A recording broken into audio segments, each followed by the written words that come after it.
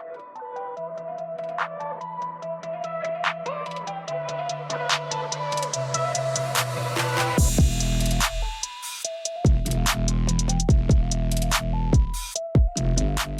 my audience, thank you all for being here. If you're enjoying this content so far, and it's been weird, hit that follow button right now. Hit that follow button. Make sure notifications are on so you know I'm going live. It is all the time. Don't want you to miss out on any of this content. Exclamation social chat for our social media. Subscribe to the channel. Do all the good stuff. Hit us up on Twitter. Where we tweet things, let you know what's going on. Discord's where the heart and soul of the community wants you to be a part of Discord. TikTok, where you find funny videos related to this channel. And then YouTube is where you find the VODs. Please like, comment, and subscribe to the channel. Helps out a ton. So become a YouTube member, hitting that join button. Appreciate getting this content all the time, 7 days a week, actually. So we will continue by going on to our next topic. And I'm sure this will be even calmer. This will be a calm discussion that hopefully will stay within the bounds of TOS. All right, monkeypox is spreading at an alarming rate across the globe. As of now, it mostly spreads among men who have sex with men. However, there is a hot debate as to whether it should be called an STD. On the one hand, this current variant of monkeypox is primarily spreading through sexual contact. But on the other hand, it does not spread only through sexual contact, and the labeling it as an STD can stigmatize the disease and make it difficult to tackle the issue. So, should it be labeled an STD? Is that an accurate description of its current primary infection vector? Or is that label too damaging to be useful? So yeah, this is something, I think it came up maybe last week we were talking about this. Scott, I think we had a conversation on on what monkeypox should be categorized at. I think it's an interesting conversation because of like the public health implications of it. Because it does have public health implications. It does not, this classification does not equal nothing, right? Just like it's not something that's simply intellectual pursuit, right? It actually has ramifications as to how people perceive the disease and how they react to the disease. So I want to discuss it with all these gentlemen. We will start with our friend Wick with opening statement. Thank you. So according to the article you provided me, right, scientists aren't precisely sure exactly how it is transmitted, right? And we have some ideas that we could see, again, that the current primary vector is men who have sex with men, right? Like this is a current primary vector. So I think that while, yes, there are other ways it can spread, and it has been noted to spread, other than sexual contact, the fact that the primary the reason we're having this upsurge, right? The reason that we're seeing this as an issue right now is because it is transmitted through sex. And I think labeling it as STD, while there are some cons to that we should look after, like I think labeling it STD is just accurate, right? This is the primary vector. We should label it as it again to warn people away from the primary vector currently. And I just think that the gains from that outweigh the cons from that. That's my opinion. Thank you so much. All right, our friend Scott. So the first thing I would like to say is we don't know whether or not it's an STD, but like it kind of is, right? As Wick stated, because 96% of the cases that we know of are, contracted from male on male sex. That the problem with saying it's an STD, it sounds a lot like homosexual immune deficiency disease before AIDS was properly named. It sounds a lot like that.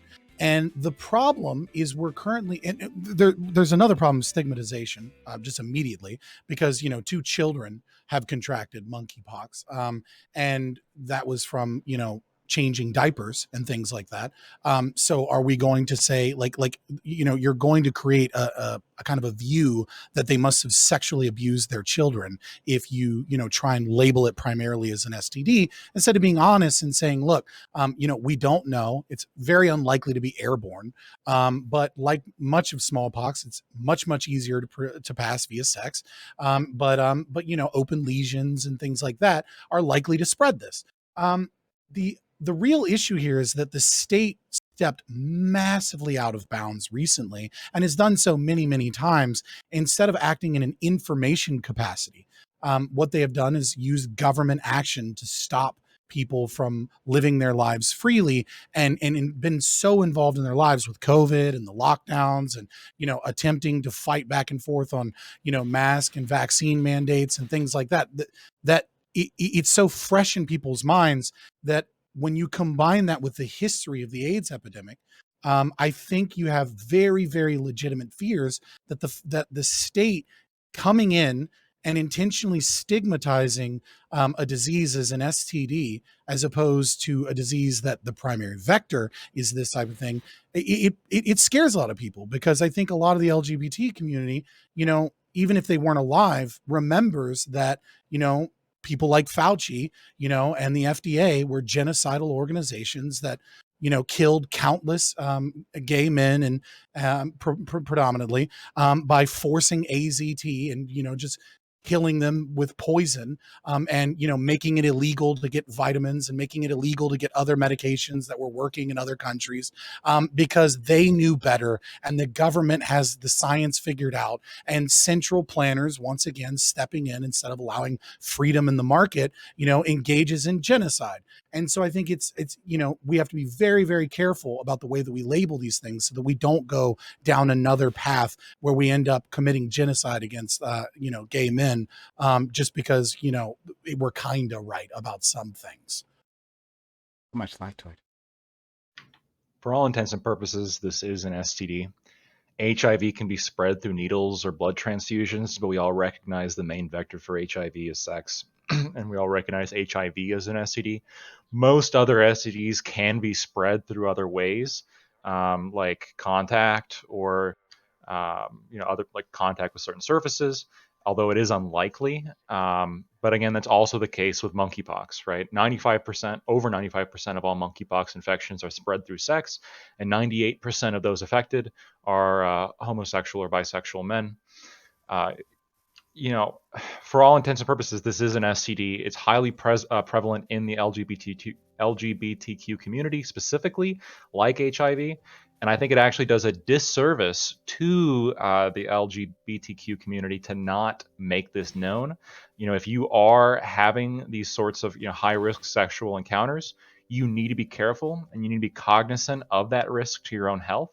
That's something that you should be educated on. I don't want people being taken surprised by this being a surprise. You should be looking out for the symptoms, using proper protection, even if you can't get pregnant.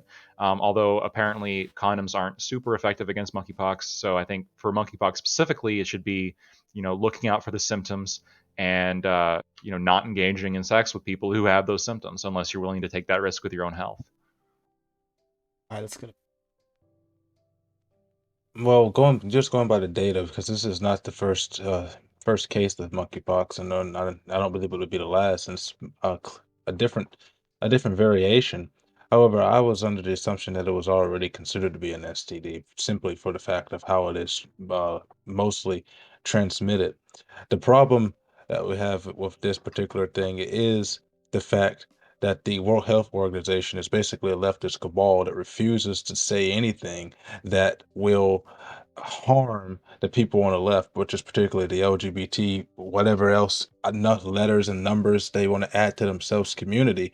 Because if the World Health Organization, instead of trying to save their precious feelings, really cared about them, they would inform them that this is a very good potential of homosexuals being able to encounter this disease within their spaces or within their circles. And it's very poor of the World Health Organization, which shouldn't even exist anymore, but the World Health Organization to not have already instructed doctors and and other pharmaceutical companies to go ahead and make prevalent the already um, known treatments for monkeypox. Since monkeypox is nothing new, all they have to do is get an isotope of this and contain it and cross-engineer some of these other vaccines and treatments that they have, and they could already have a sufficient vaccine or therapeutic for it, but they haven't done that. So that's my point. Thank you so much. All right, let's go to I'm so excited to know I'm in a cabal. That sounds so cool, right? Like I just like it sounds pretty badass. Thank you for Do we have a secret handshake, like the Cabal handshake? right? Yeah. That's something cool. That's We like the either coolest. make enough money to be in the cabal. I Let's be honest. literally do not make enough money to make a cabal. Like I don't know. I feel like that would be the coolest thing I've ever done in my lame ass life was to be in a cabal. No. Go to I Isle. wish I was a Bond villain. Yeah, I right. want to be in a Exactly. smoky back room. And I'm like, holy shit, I want to do that. Like, fuck, I don't care. PrimeCayes is buying a hairless cat.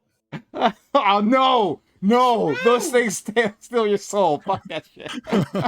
You can't be in the cabal without a hairless cat, PrimeCayes. Those are very oily. They'll mess up your carpet. They'll mess up your sofa. Don't do it.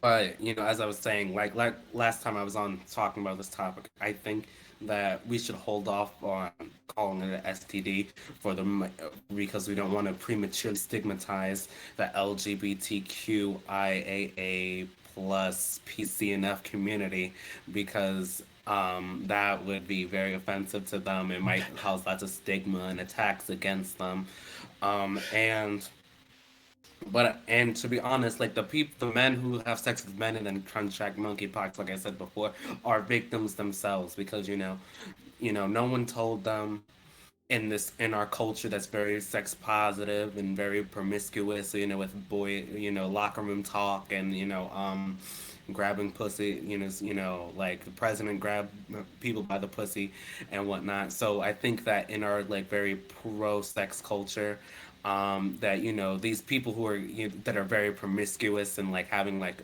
15 partners within the span of 3 months, sometimes having in the span of 1 month, crazy, like they're like this degenerate behavior is something that they were like bought in on in the culture, and they shouldn't be like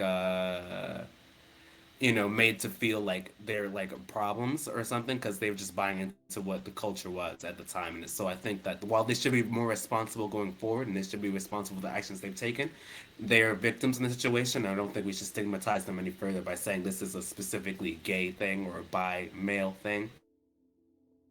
Okay, thank you so much. Let's go to our friend. Okay, so long and a short here that I want to make very, very clear. While I do consider myself an expert in more like demography and public policy, this is when it comes to public health, I am completely out of my depth. So anything that I say during this segment, I would like the audience to take with a fucking grain of salt. From my understanding, and at least what we're dealing with here, is that it's primarily transmitted through sexual activity. However, it is still being, I guess, researched, investigated, whatever term you want, into how much it is transmissible on contact from person to person and from substances. Some of these guys are far better versed than I am, but I'll simply state that if it isn't going to immediately qualify as an STD, we definitely need to put out the precautions that, hey, this is still the primary way that this spreads. So I don't know if there's a gray zone there. I don't really, know a lot of the medical terminology here, but it's definitely something that you would want to put a warning label out and be like, hey, look, if you're going to be having sex, which I'm going to be put it out there here, I'm sorry, excuse me. I'll just put it out there. If you're probably not doing safe sex as it is at this point, you're probably not going to do it anyway. But if you need one more reason, congratulations, you have it. Thank you very much. I switched the order here slightly for Basil and then Fanatic for reasons. Let's go to Basil next. Okay, I firstly want to say in response to Fabian, your example, your analogy with AIDS was very bad because AIDS doesn't exist. AIDS is I've looked through many a microscope. I've never seen the AIDS virus, okay? Neither have any scientists. What AIDS is a weakening of the immune system of the gay man who decides to put his phallics inside of every single fecal hole he sees. And he does this because he has an edible complex with his mother. He's in love with his mother, and so he's said to do away with all other women because of his love for his mother. This is why gay people exist. They are abodes of illness. And I think people should be afraid, Fabian, because I'm not going to say I wish harm onto gay people, but I'm really resentful for the fact that I must wear a mask and gays can take ass freely anytime they want and spread all of these disgusting diseases. And this includes monkeypox. Monkeypox is clearly just through basic I data might have to analysis. rate Right. out. Yo, Okay. you can take ass too, You- Basil. you- Okay, no, you have Yeah, that I'm bag. sure you'd love to. Basil, you can finish up take your, me. I'm sure you'd yeah. love to. That's all I had to say. That's all I had to say. That's all you had to say. That's really all. Okay, great. It doesn't exist. So, I don't know so about that. this was the reason why I switched the order. So fanatic. True. Please go next. What Yeah. a wise thing. Okay, so listen. First off, I'm gonna say I don't think that that's funny. I don't know how y'all niggas could sit here and laugh while this dude. First off, he spouted off some anti-Jew nonsense, and y'all niggas just like kind of ignored it and brushed that off. Now this nigga's being like outright homophobic, and it's absolutely disgusting. If that nigga was saying some anti-black stuff, because I know that it's so easy for like leftists to go ahead and weaponize anti-blackness, y'all would probably actually be saying something about this. This is absolutely atrocious. While yeah, that's all I'm gonna say. I don't think anything about what he said is Gays funny. contend against their biological I don't think that this guy, anything that he said is funny. I think this dude is like beyond degenerate, and any negative thing he has to say about gay people, I think it's like literally just speaks wildly about himself. You're absolutely a deplorable human being. Is that all you Anyway, had to say? Is insult me? moving past that, and not engaging with the retardation. Let's go ahead and talk about the fact that, like, I think that, like, a lot of times it seems like we really are kind of unwilling to like label things appropriately. Because I think like we're pretty comfortable at this point, or at least we should be. We should be able to recognize like, yo, a lot of this thing does seem like it is kind of based on like homosexual sex. Like the reluctance to call it an STI, it seems kind of nuts to me, because we like all the other cases of like STIs that we can think of, or STDs, like they can be transferred to other ways. Herpes, you don't have to have sex in order to get it. You can actually get it congenitally, right? Like, because maybe your parent had it.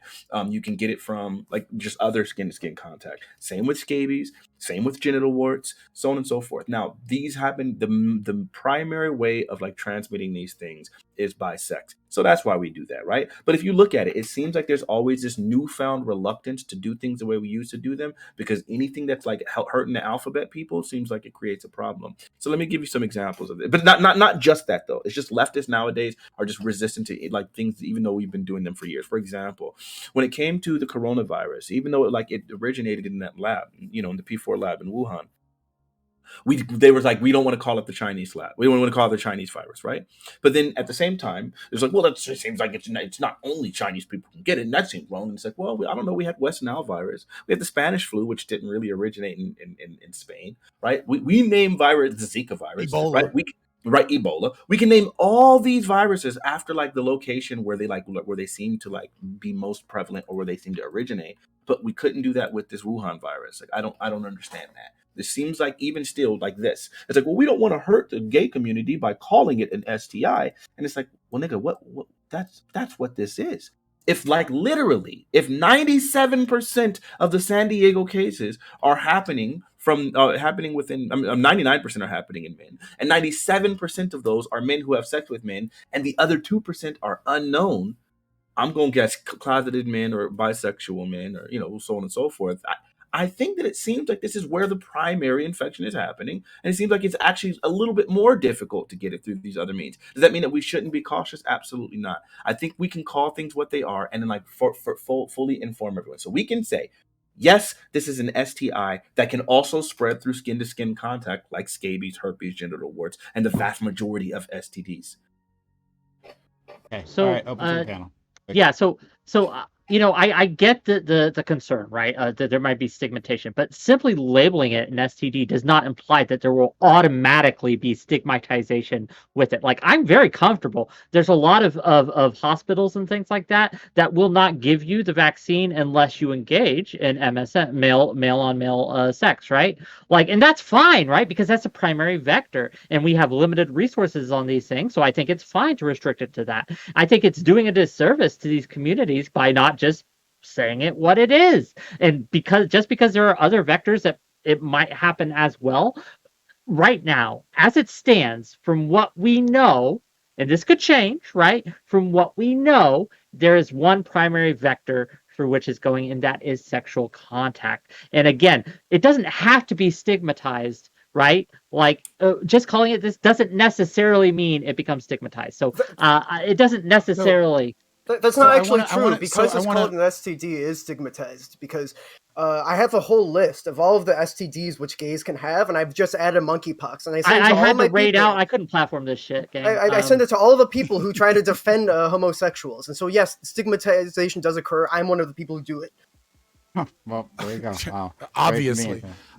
So Alright. there's two things I want to point out. The number one, kind of throw a bone to the pro labeling it STD, right? Once it is labeled an STD, it opens up different forms of funding and different divisions of government agencies, right? So, for example, the Division of STD Prevention at the CDC isn't really able to do as much except act in an advisory capacity unless unless like the CDC itself labels it an STD, right? So there is some funding and some different level of like work, like the government is layers of bureaucracy, right? And That's so the problem. it does. Is their reluctance to do certain things like that, because when they refuse to acknowledge that this is a sexually transmissible disease, for the most part, it causes more harm than it does prevent, because now people are I not mean, do you have the engaging in data the for safe that? methods of sex. I mean, we have the data here that they say that it's mostly coming from No, not that it's mostly. I already mentioned that 96% of the cases are, individuals that engage in sexual activity with men. I'm not challenging that as what we know currently, because we still don't know all of the vectors of the virus, and we don't know that if that starts there, but as like, because the problem is that there are a lot of this is the issue, is that we like to look at the definition. What is an STD? Oh, it is a disease that is primarily spread through sexual activity. Well, then this must be an STD. The issue is that we have a relatively low amount of cases, right? And that, an orgy happened, and then another orgy happened at a gay pride event, and then it got into like the Western world. But we still have a low amount of cases. And the problem is we still don't know all of the ways that it is spread. And the second problem is that as the population increases, right, we don't know the other ways that it might be spread. Like, you don't have enough data. So, like, for example, like, you could look at like any disease, right? If you have a population, let's say, of a city of 1 million people, and 2 people are infected, right? You could have a situation where 96% of the people, right, or well, 100% of the people, because it's only 2 people, right, got it from sexual activity. And then let's say there's 50 people, and you could have a situation where 95% got it. But once there's, let's say, 10,000 people, you could discover that, oh, well, it's easier to get it this way. These are how the original cases were spread, but the changes in the way that it spreads can be changed by the amount of people that are infected in a given area, population density, what precautions are being taken place, etc. Blackwood, do you want to jump in? Yeah, Scott. I mean, we could just decategorize. If it turns out that monkeypox is like not primarily spread through STDs or through sexual activity, and like later down the road there happens to be like a different way of transmitting it, like we could always declassify it as an STD. But like right now, all the data that we have suggests that it is an STD. In the same way, like HIV, 7% of new HIV cases are for drug users, people who inject drugs, right? I mean, now I can't know for sure that these 7% aren't also having like high risk sex. They might be, but just assuming that like 7% comes from drug users, that means that HIV has a lower transmission from sex than monkeypox does. I think the crux of my argument is being missed here, right? Like, I'm not worried. Like, I am worried a little bit about the fact that we don't have all the data in. What I'm more worried about, right, is that with COVID, with HIV, with many other things, I am leery, right, of the state having limited information and then making proclamations about things and what the unintended consequences of that might be. And what I would prefer is that the state says, hey, given the information we have right now, it seems like an overwhelming majority of the cases are from men engaging in sex with other men. Okay, so this is what you should do to protect yourself. But them coming out and being like, trust the science, and saying this is what it is with limited information is a problem that I've seen played out with COVID. It's a problem I've seen played out with other things. So I have no problem with the advice from the CDC being like, hey, look for the symptoms. This is primarily caused this way, et cetera, et cetera. But we're still researching. We need to rein in the CDC with little information coming out and then us creating government policy off of things that they only are current best guesses with limited information. Scott, I No, agree with you. There's a I- problem. If we start doing that, then now what you're going to end up doing is you're going to limit like the ability to act, and then that Yeah, is costly. sounds great. You see, right? Yeah, and it sounds great to you until you hear San Francisco say a week ago we asked for help, and at that time we only had 250 cases. Now we're asking for help 7 days later, and now we have 5,000 cases. So if we just choose not to do anything about it, then we see these ballooning cases. Now we actually have a danger on our hands. How The about we earlier you actually look at it the way I it feel like freaking is? I feel like Knowing we have what a bit it of is, danger. instead of It is just as if fear-mongering danger. nonsense, It let's is- actually it is- deal with There's- that's based off of the information we have, which seems pretty reliable. We're already studying it, knowing that this isn't like we're gonna have to die on this hill, or that we're gonna like we're committed to this forever. You can say as it is now, it is primarily seeming like it's an STD, and that's what we're classifying it as. And you can change it later. Why is that such a problem? I want to change it my is as position. if- it is as if- it is- I was asked a direct question. I will decide the order. Okay, Scott can respond to all that. Lactoid never got to finish his back and forth, so I want to give Lactoid that chance. Then we'll go to our friend Isle, Wick, and Basil. Okay. Yeah, just I think the best response is to quote better men than I and say that, it is as if the socialist believes that we want people to starve because we don't want the government to produce grain. Okay, great. Lactoid, finish your point. Then yes, Isle, Wick, and Basil. So, if the designation of it as an STD like definitively has like wide-ranging policy implications, I think it's fair that we take a look at those policy implications individually. But maybe this is just like my lack of education on this. It seems to me that like the main thrust of not calling an STD doesn't have to do with the policy implications. It has more to do with this kind of social context of trying not to stigmatize a particular group.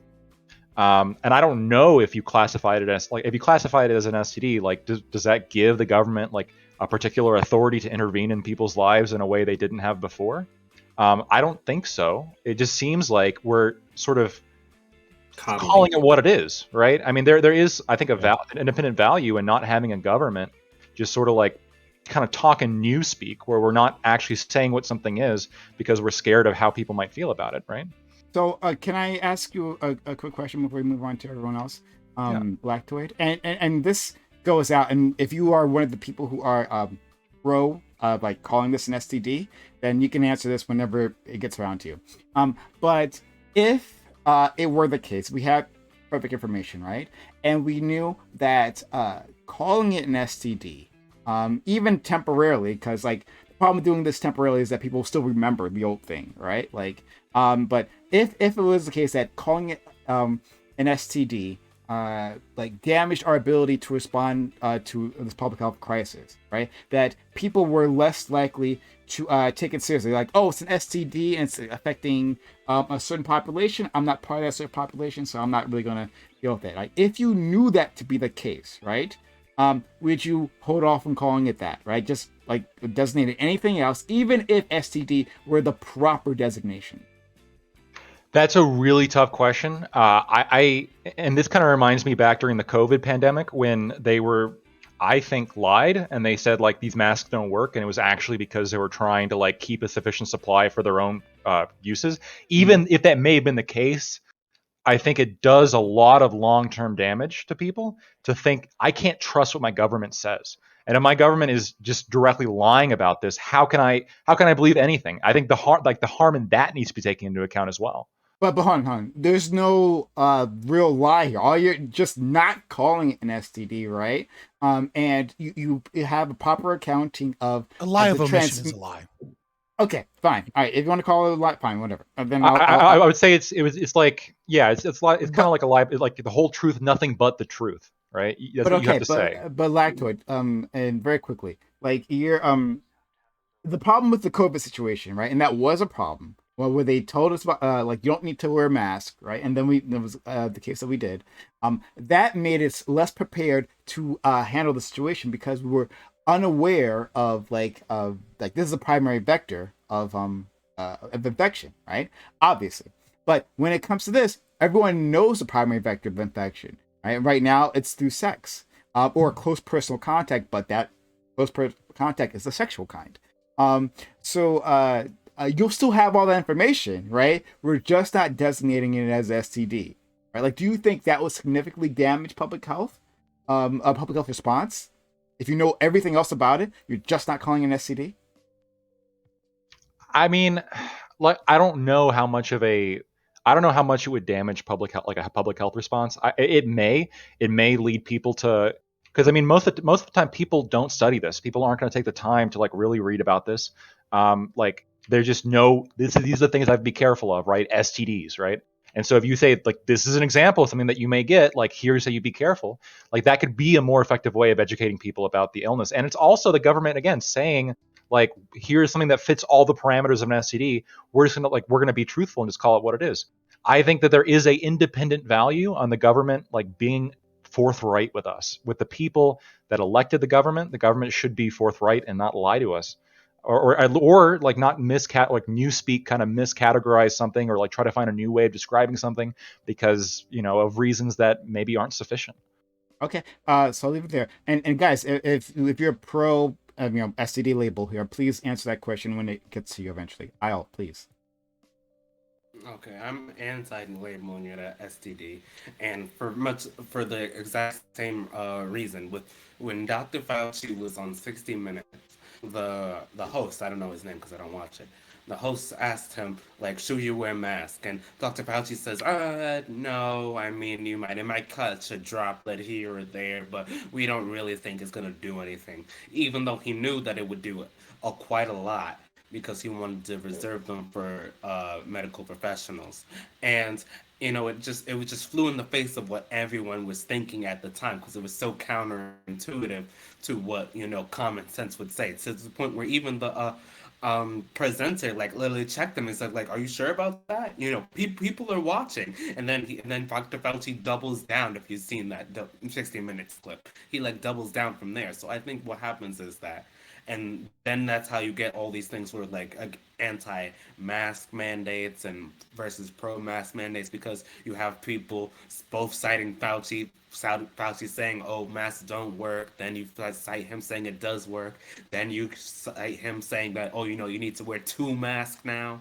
And then he's like, "Oh, well, children don't need to wear masks, but now children have to wear masks." It's like, it gets so confusing. So if we call it an STD now, without all the evidence, if we find out that we're wrong, it's going to be nigh impossible, because there's going to be people who've already heard it from whatever source they heard it from, and you're not going to be able to change their mind, because they're going to already have trusted the science, and they're going to have to listen to the experts about it. And then there's going to be misinformation, and it's going to be confusion. It's going to hurt people, especially when you have people like Basil, who are going to purposely use this as a vector to stigmatize and attack the LGBT community. So I think this is not a good idea to just jump in so quickly with the STD label. I think we should wait until we have more data and we have more conclusive evidence to see if this is actually just a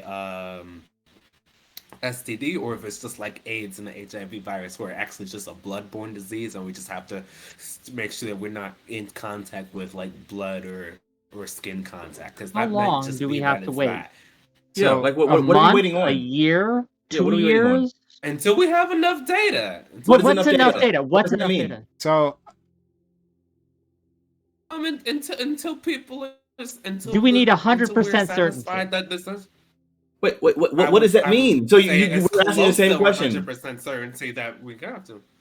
Wait, but wait, Like, what is enough data? What's enough data? Like, what do you mean? Like, we're like when you get to the point of like 20,000 cases in different regions, like that are all saying that, like that's not enough still. And it's that conclusive. Just like, 20, hold on, wait, well, just- 20,000 cases, 20,000 cases and 97%, and you're saying that's not enough data? we didn't run all the tests. We haven't run all the studies. They yet. did We that. haven't They're the ones that have checked released all the this. factors Wait, and all of what correct. tests? They're the ones that released these numbers. They said both. San Diego said it. I can look at the World Health Organization article that I've been reading where they said that. Like everyone's came forward with these numbers and they've all said it. What are you talking about? Is it possible that we're going to be have new information come in? Sure, right? But we have to act with the best knowledge we have now, right? And I guess to really put a pin on it, right? Like by not calling it an STD, we are putting people who engage in this kind of activity in real danger, right? Okay. We were trying to close our eyes, cover our eyes, and not say the truth just because it might look bad politically, right? And I understand, like, people are going to use this to stigmatize others. My brother in Christ, they don't need that, right? They're going to stigmatize it anyway. They're going to use any tool they have. This isn't going to increase the stigma. At least I see no evidence to suggest, at least, that this is going to significantly increase the stigmatization. If that turns out to be wrong, then maybe we can relook at it, right? But to answer Prime's question, like, if I had perfect knowledge, I would need more knowledge than the hypothetical you laid out, because it's not only those factors that you mentioned that we have to consider. Lactoid brought up another factor that needs to be considered, right? What are the long-term implications to trust in institutions, which is at an all-time low in our society? And we have this is creating real problems in how we deal with each other and how we interact with the government and how the government interacts with us. And so again, if I could look at things with perfect knowledge and see that there would be no ill consequences from doing this, from not labeling STDs, and that would have no after effects, sure, right? But we don't live in that world, and the world we do live in, I err on the side of honesty, right? And it's just a fact right now. It's just a fact. The problem is that most of the experts do not believe as of yet we should classify it as an STI or an STD. And some of the reasons for that is because, we don't know the specific variant that we have, obviously, but monkeypox, as we've seen it before, can pass from skin to skin contact. That doesn't require any sexual activity. And it's also STDs. It's also STDs. It's also we've already addressed that. He's not gonna say anything new. But the thing is it's also zoonotic, right? And so the problem is that when you're looking at an early infection, yes, it does. When you're looking at an early infection that just hits one community, that doesn't mean that it stays in that community at that same rate, because it hasn't been in the West very long. It's only been in the West for a short period of time. So he's not saying anything of value. So the California Department of Public Health, they released the data already, and they said it was 98%. San Francisco Department of Public Health, they released their data, and they got 97%. So when you have the very people whose job it is to collect the information, and they're able to say, they are the two. When they're able to track it, and they're showing, what is it, 28,000 cases. I don't know how much more we need. Again, that's what I'm trying to figure out. We got 28,000 cases and we're saying 98% are in this way, then yeah, that's the primary vector. Now, I gave you the reasons, and you're too anti-science to be able to engage. Sure, I guess so. You can label it however the frick you want to. To every person who's listening to this that actually has a working brain, we can all recognize for every other disease that would be the case. Now, you can say, oh, the reason they're doing it is because they just don't know about specifically which way that. No, the reason that they're not doing it is because they don't want the stigmatization. Even when the World Health Organization, notice they didn't go and say, hey, everybody just limit your amount of sexual your amount of sexual partners. They specifically said for men who have sex with men, you should limit your sexual partners, because that's where this thing is spreading. That's where this thing is happening. Right, now, obviously, we advise everybody. Well, I'm hoping everyone recognizes you shouldn't be just out here horn. Maybe not PrimeCayes. He's all about that sexual liberation stuff and docking and all that nonsense. But I'm saying for those of us who still have decent souls, we recognize that the need to not be completely out here just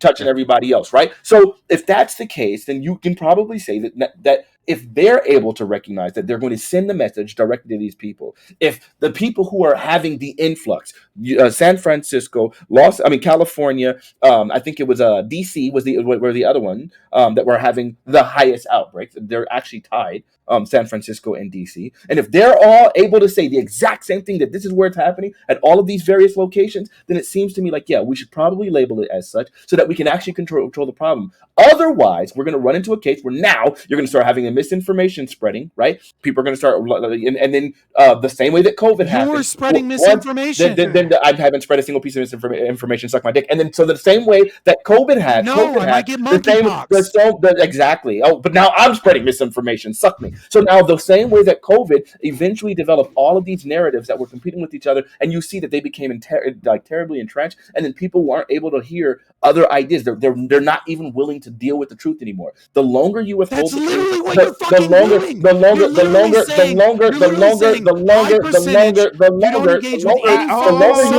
I'm not going to finish. I'm not going to be that much longer. I'm not going to be that much longer.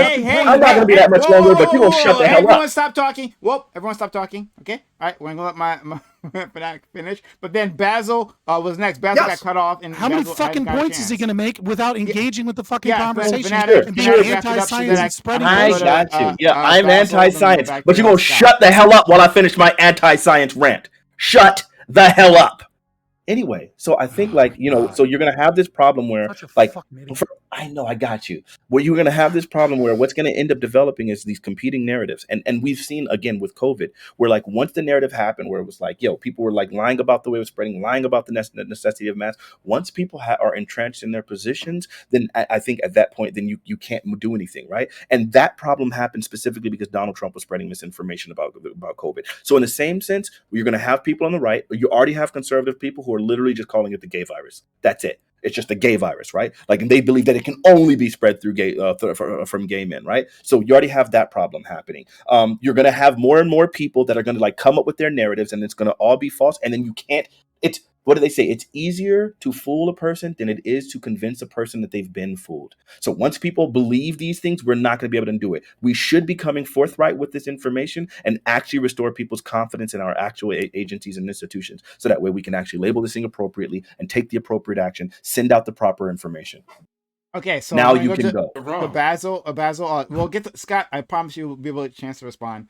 But Basil's been waiting. So go ahead, please. Yeah, it's about time you silenced, you insolent fools. So, actually, I'm more open-minded than all of you. I've realized that I'm actually wrong. Initially, I believed that it was just merely accurate to call monkeypox an STD.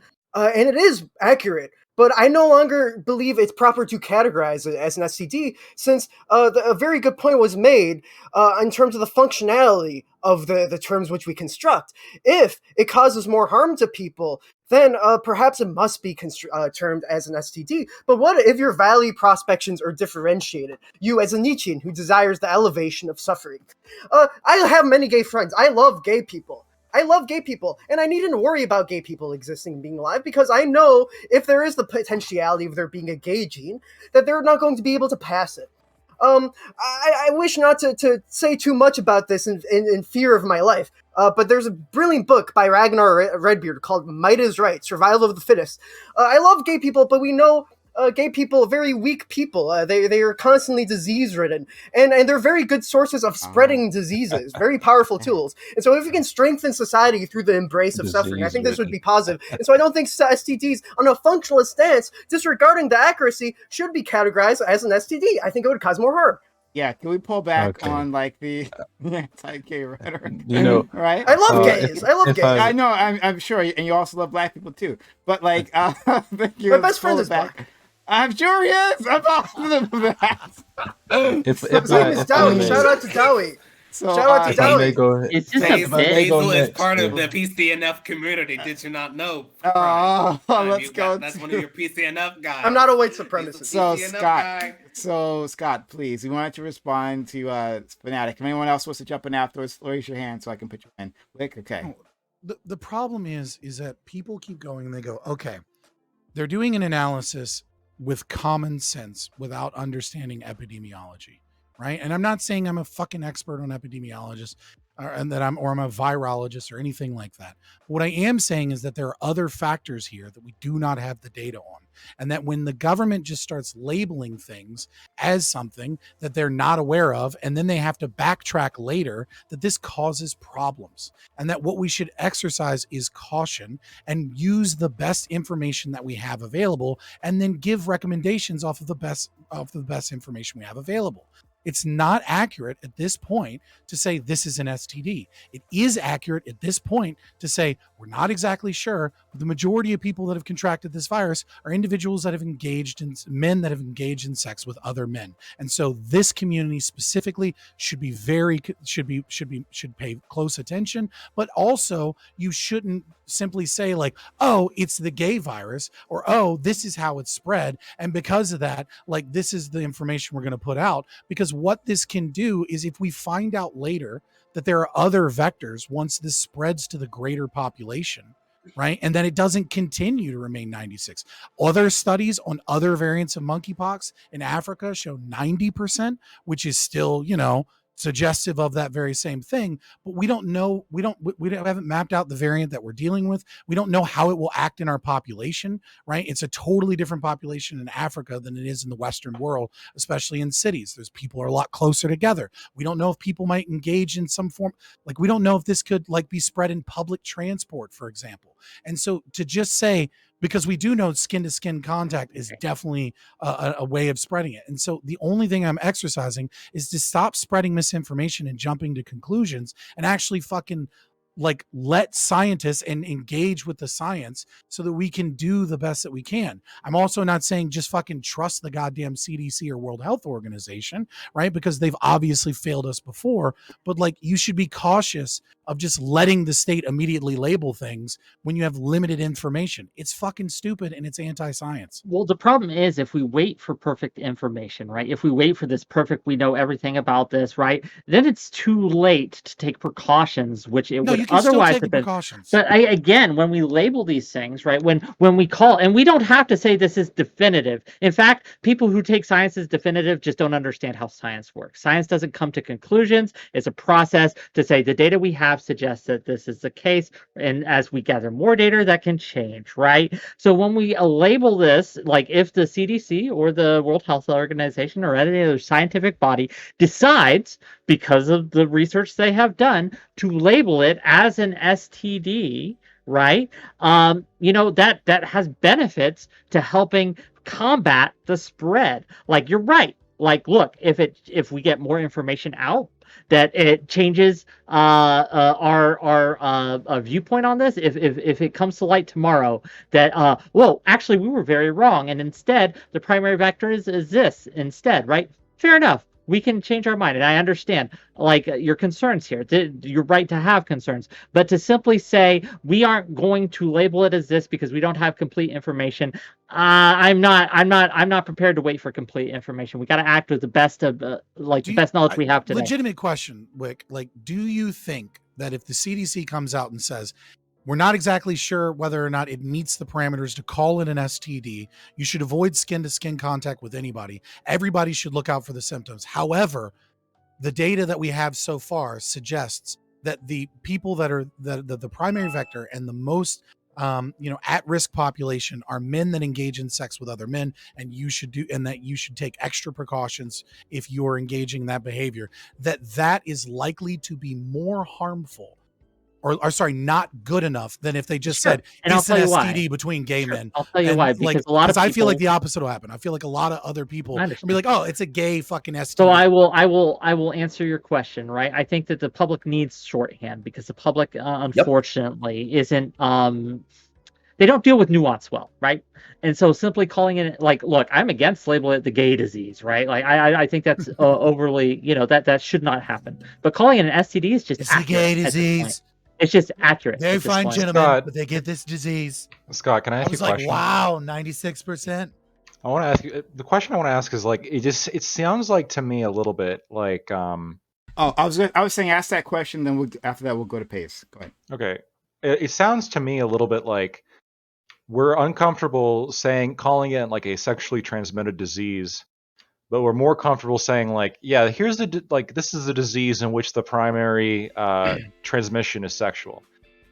It sounds No. like the same thing, just like worded differently. No, the difference is we don't fully know. This is what the data shows us at this time, and calling it an STD is a statement of a fact that is the primary vector under all circumstances.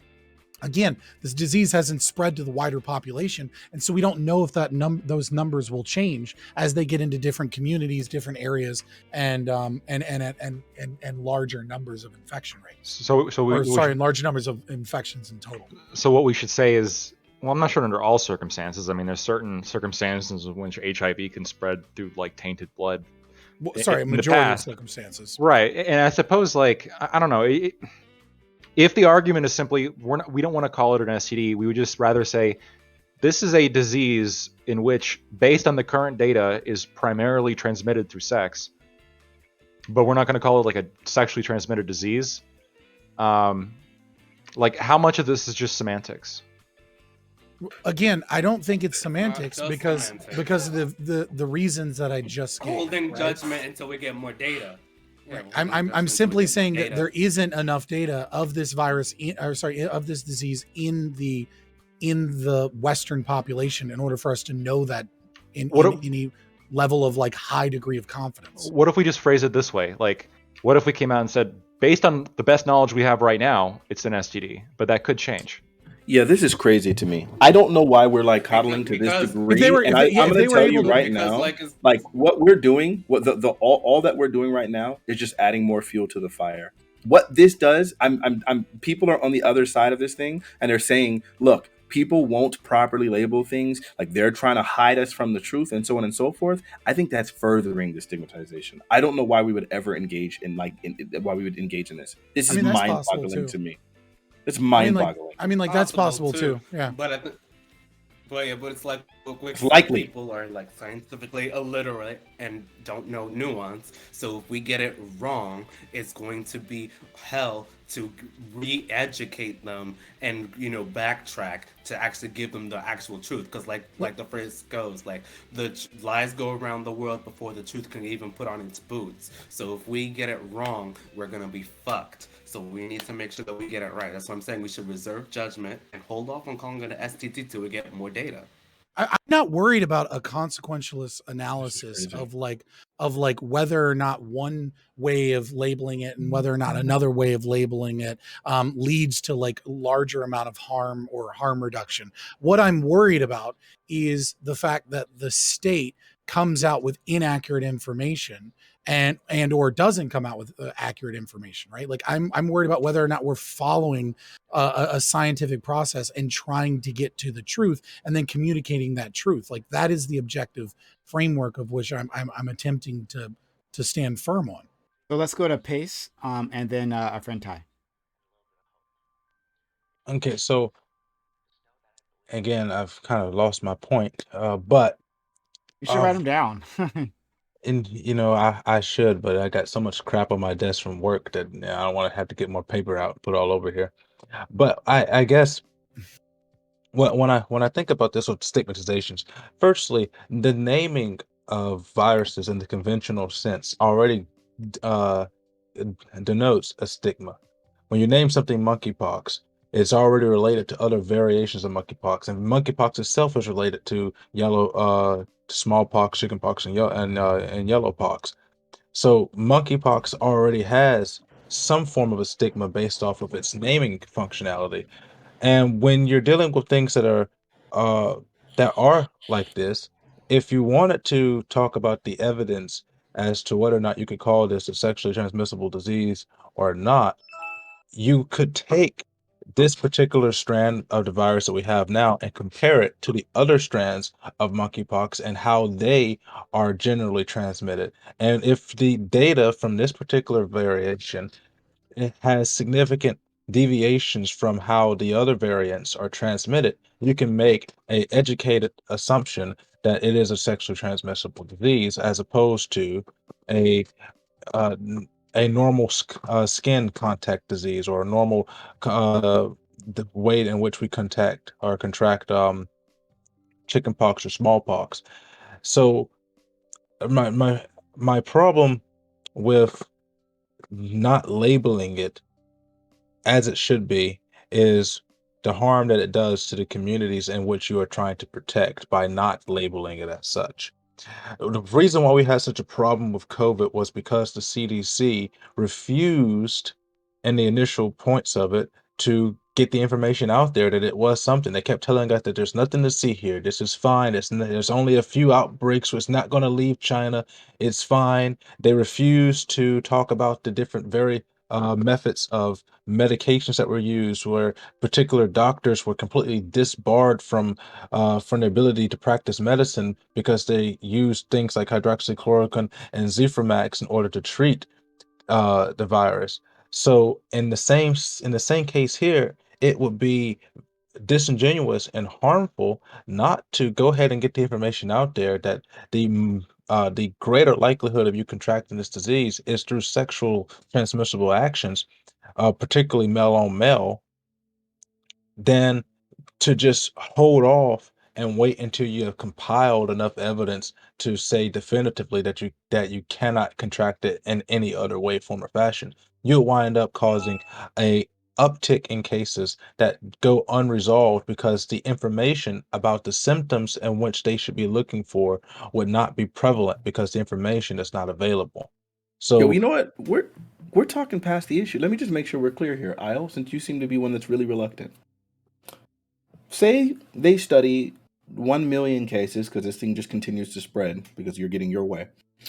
And they find, after it spreads to that degree, that still 97%, the 97% number holds up. Would you feel comfortable labeling it that way then?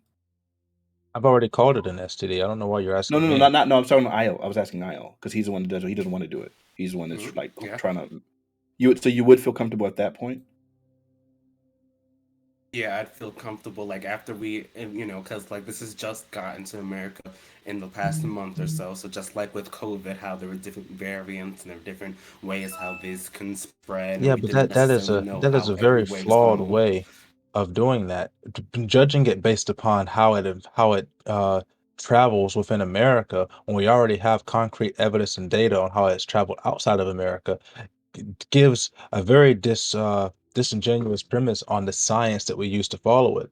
If we are going to say that we are men of science, then the science that was used to trace the virus and how it originated then should not change just because it came to a different location geographically with a different type of population.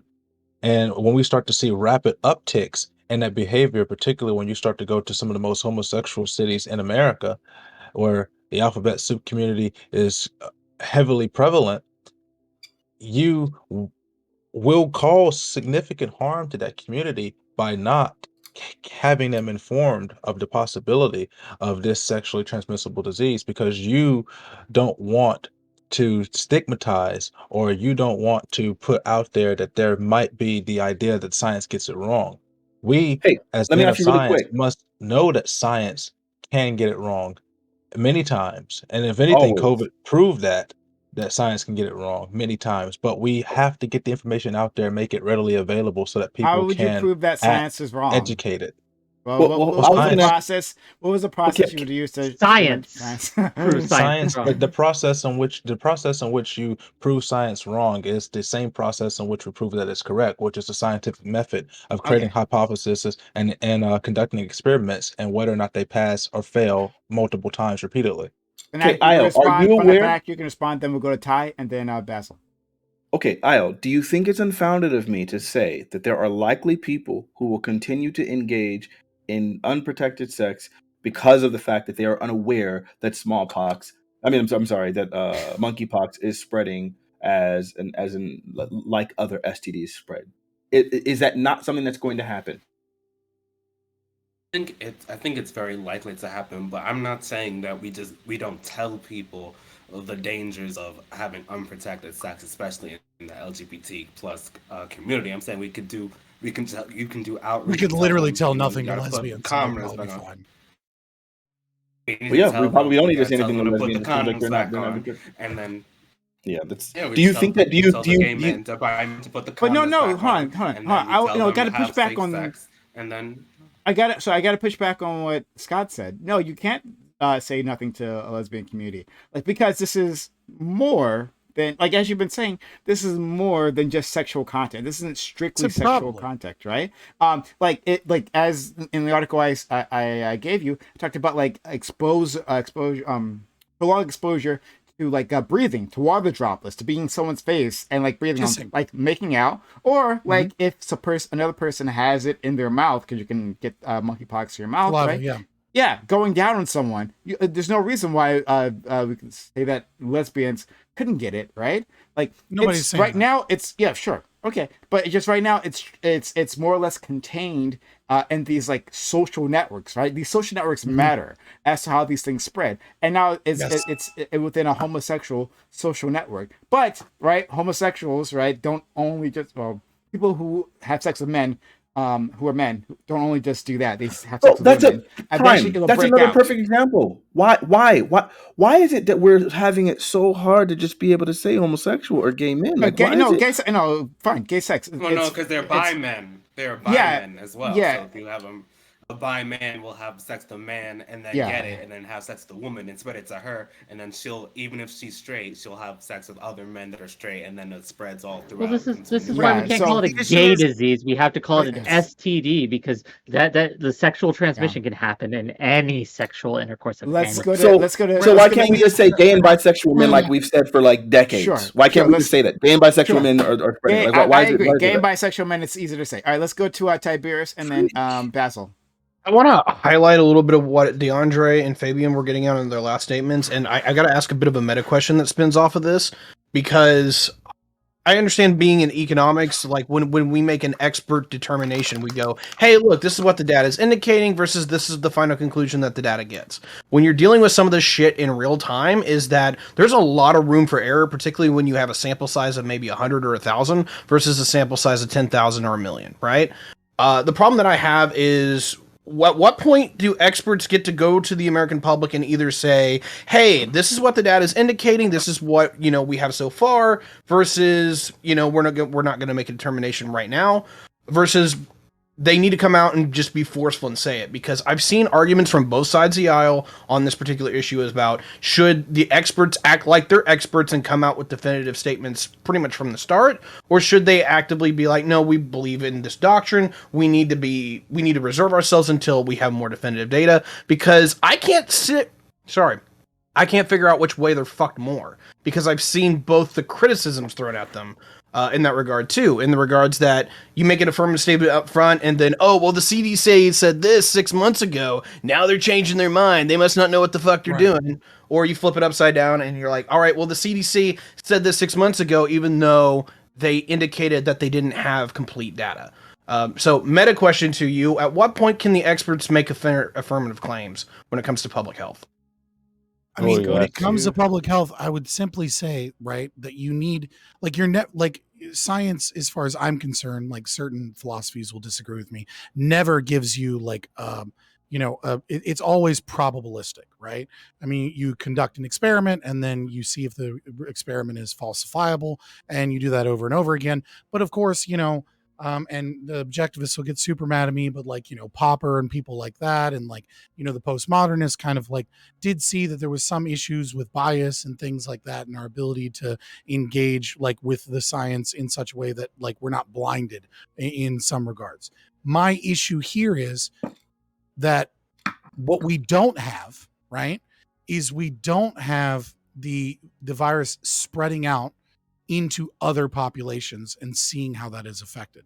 And so, because we're still in the early phases of the infection in the West, we don't know if that high percentage is because perforations in the anus during anal sex are way, way, way more likely to contract monkeypox than all of the other things, or if it's simply a factor of certain communities engaging within their community and engaging in a lot of close contact within that community, which makes it seem like, oh, it's 96%, but it's like if you waited 3 months, it might be 80 or 75%, right? And or it might be 60%, or it might remain 96%.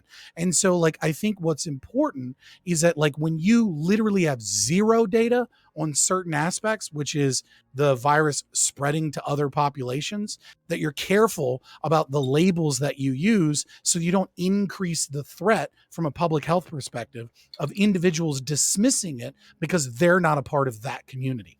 And I think a lot of people have all of this, they're like almost shell shocked by all of the lies that were told during COVID, that like they're immediately willing to jump on this idea that like, oh, it's the alphabet soup community, or it's gender ideology, which, I talk about that shit more than anybody here, right? And like, but they're willing to like just immediately assume that there is like that we're afraid to do proper science, when in fact I think this is an example of them doing proper science. I don't know. Let's that go that's to true. no, sorry. Let's go to Basil, who's been waiting patiently. Yes, I'm Kevin, patient. please watch yourself when you're talking about our LGBTQ brothers I and love gay sisters. people. I'm sure. Let's go. Anyways, I think there's two arguments being disseminated from me and Fabian's and perhaps Isle's opponents who believe it's proper to qualify it as an STD. The first argument, I think that's the strongest argument, is concerning the accuracy of the term. But as with when Pace was speaking, repeatedly, all of them, even Wick and so forth, repeatedly mentioned the fact that what matters more is qualifying it as an STD, even if it not be accurate in the case that it may be for the sake of the safety of the population. And so there's two different categorical functions. There's the aspect of the utility of the term, and there's the aspect of the accuracy of the term. Now, the government is a propaganda tool. The purpose of the government constructing terms is to be able to disseminate information to manifest a change in the purview of society. Now, once the government comes out and says, "Oh, here he, monkeypox is not an STD," all of the LGBTP plus community, I say P including pedophiles, they all just come out and say, "Oh yes, more sex. We can celebrate. That's what they say when the government comes out and say monkeypox is not an STD. And they do this, and I love gay people. Once again, I love the LGBT community, excluding the P's, okay? And we know they're a part of it. But once they do this, they disseminate the decline of the society, which I think is good when your society is corrupt and falling in a Spenglerian sense. And so when you guys make the argument in terms of functionality, assuming that you think you understand, because that seems to be the bulwark of your argumentation, because I don't think the accuracy matters with disregard to the utility, you have to justify the valuation of protecting these pitiable sheep people. One of the reasons that I push, right, that I'm advocating that the government at least classify this as an STD is because this is based on the data we have now. I'm not advocating that it's ironclad and never changes. If the data changes, we change our classification, right? But one of the things that is a huge problem is trusting government. And by withholding this, like the appearance, what this looks like to many people, and I think there is some veracity, there's some accuracy to what they're saying, is that they're refusing to label it because of fears it's going to offend certain communities and things like that. That this is a lot of the stuff I hear through the grapevine, like oh, the government knows this, is they're just not labeling it because they're just scared to offend certain communities. I think by labeling it as an as an STD, at least temporarily, at least for now, one of the benefits that does, it restores trust to a certain degree. It's obviously not the only step we need, but it is a strong first step, because one of the major problems we're having in the United States is epistemological secession, that people are going away from the sources of truth that they used to trust and saying, I can no longer trust you. And so reality has become a free-for-all in a lot of cases. This is a step on restoring trust in the government, and that's why I'm advocating for this. You see, the problem that you But it can have is only you are restore trust if it's ignoring. accurate.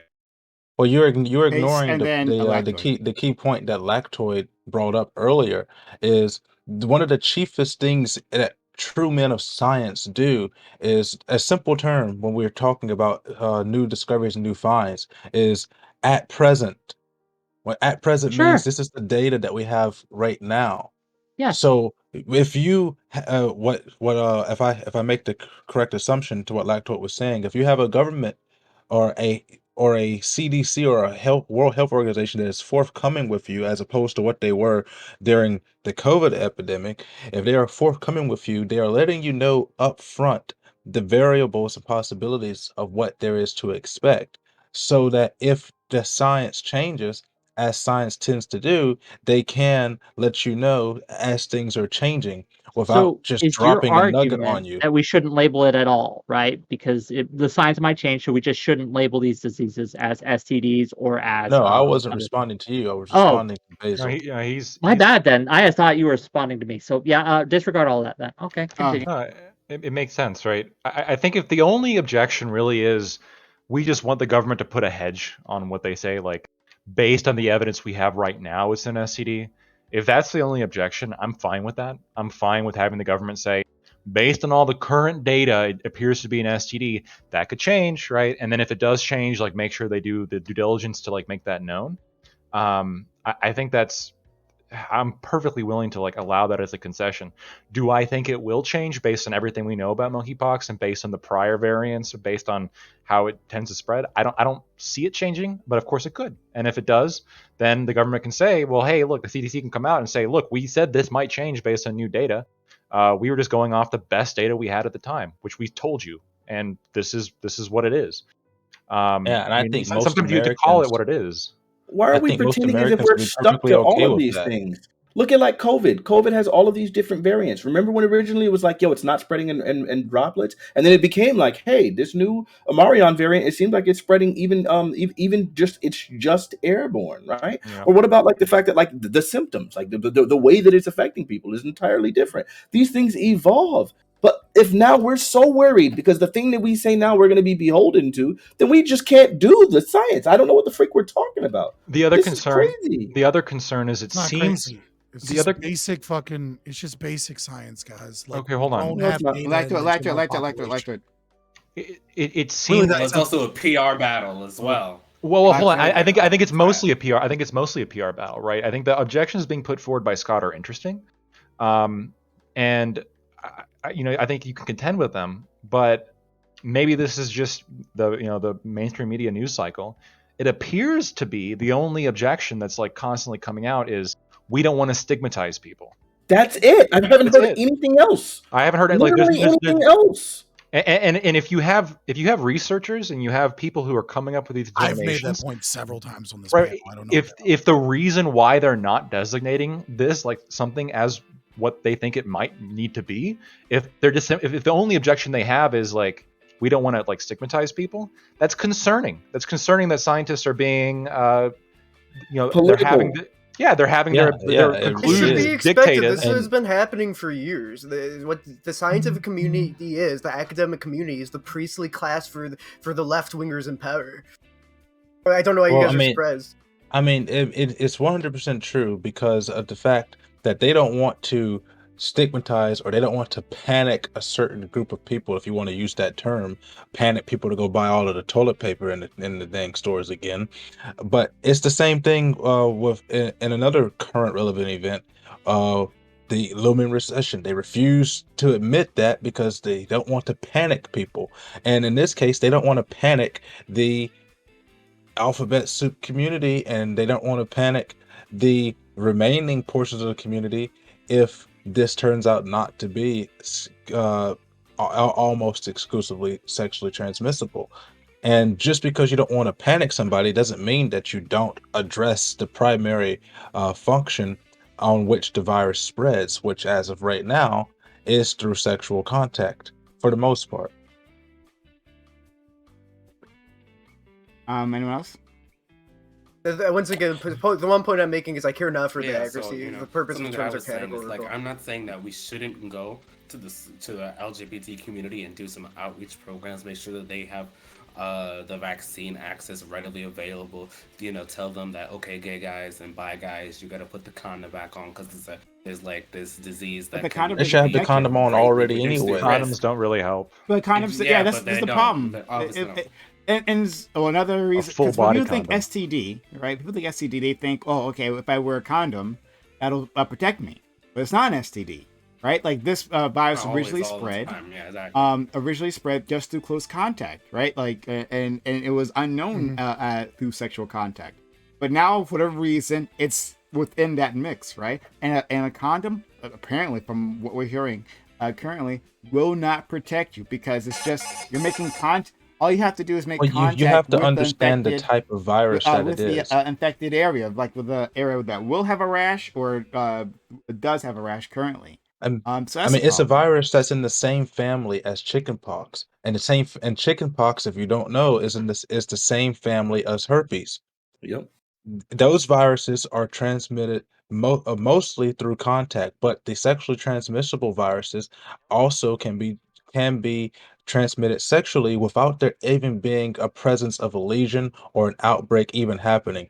Currently, the statistics are right now that approximately 50% of the population within the United States have herpes, and 70% of those people who have herpes don't even know that they have it because they've never had any type of outbreak or lesion that is shown.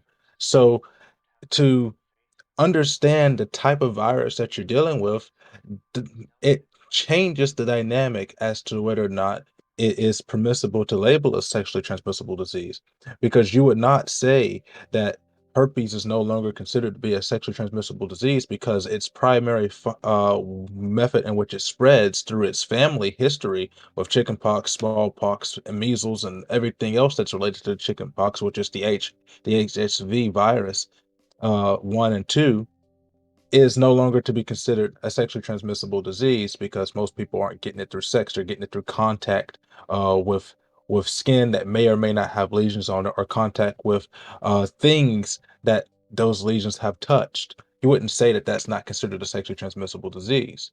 And the Right. same thing should be the case for monkeypox in this particular case. Another example would be like pubic lice. Condoms don't protect you against pubic lice, but pubic lice is more or less considered to be an STD.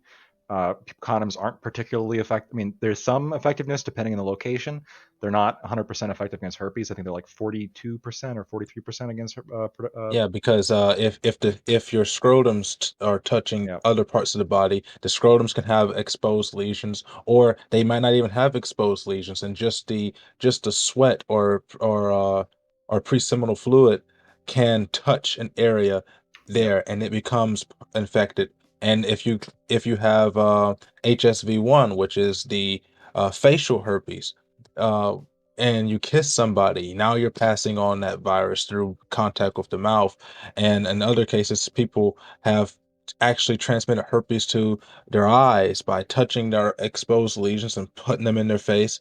And certain children are born with herpes because their parents or their mother was going through a stressful period and had an outbreak at the same time that she was having birth, and it touched on the open orifices of the baby, and the baby now has herpes despite never having sex, but you wouldn't say that it didn't have a sexually transmissible disease.